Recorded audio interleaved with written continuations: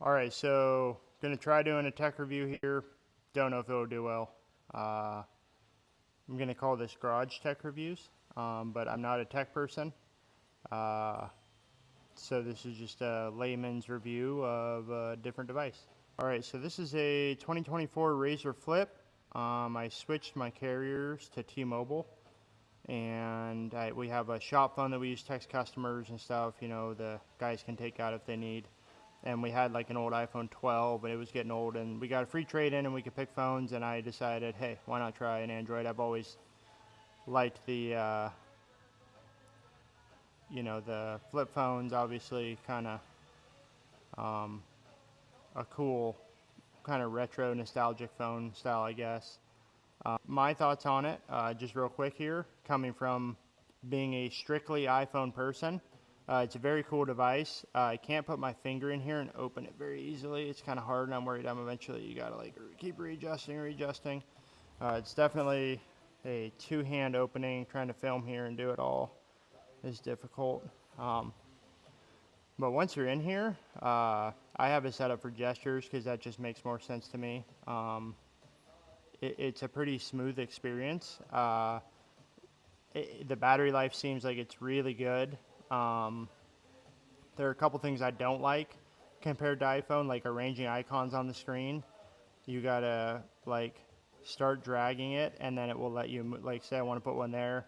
Okay, cool, but then I have to do that for all of them. I wish it would just bring the whole screen up in like an edit mode. Come on, move down. There we go. Other than that, the only other thing I'm just not a big fan of, like, let's say I want to delete this app here, Amazon. So you got to go in here, then go to app info, then go to uninstall. And I'm sure there's probably a shortcut I just don't know about.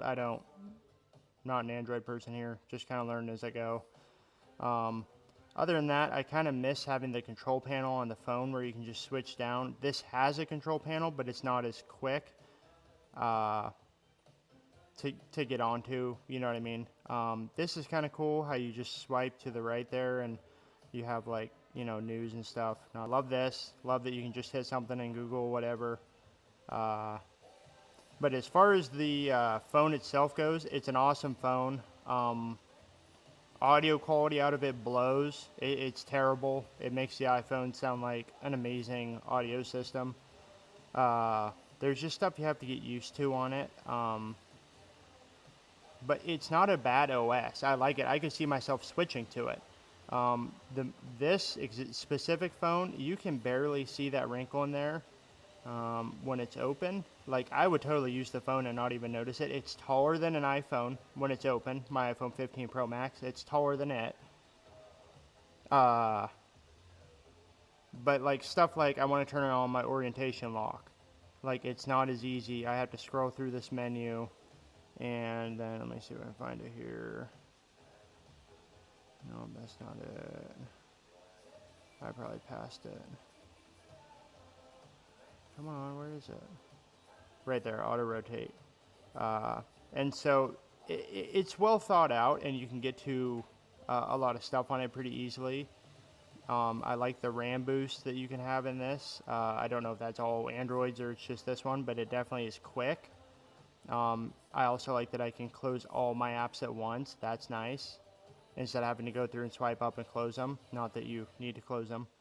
But I mean, Wi-Fi is fast. It's Wi-Fi 6 on this. On my iPhone, I'll easily pull like 700 meg download speeds in the garage here on my garage access point.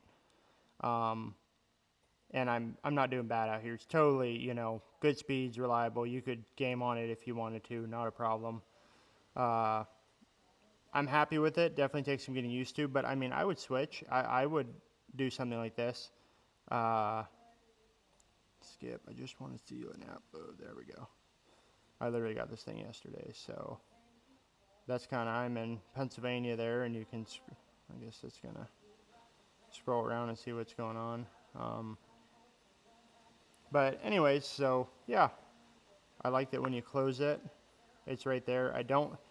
The one thing I don't like you can't do anything on the screen even though you were just in it, and it doesn't like always wake up when you tap it. Come on. Double tap there. You have to hit the Touch ID, or, you know, the fingerprint sensor, sorry. But then once you hit the fingerprint sensor, you can do all sorts of different stuff. The camera on here is cool. It shows you what you're doing on there. Very cool. I like it. Like I said, I wish that it was more like a Razer and easier to open like the original Razer. But overall, pretty happy with the phone. Battery life seems good. Don't know how fragile it is either. It's going to be in a mechanic's garage, so we'll see how it holds up. I definitely got insurance on it because I was worried about stuff getting in here, and then when it closes going crunch and then being junk. So come on. There we go. But every issue I'm having with it, I think, is just because I'm so used to the iPhone and how you do stuff. But there's just still part of me that's like, okay, why do I have to go to app info? You know what I mean? I don't want to do that. But anyways, there's the video.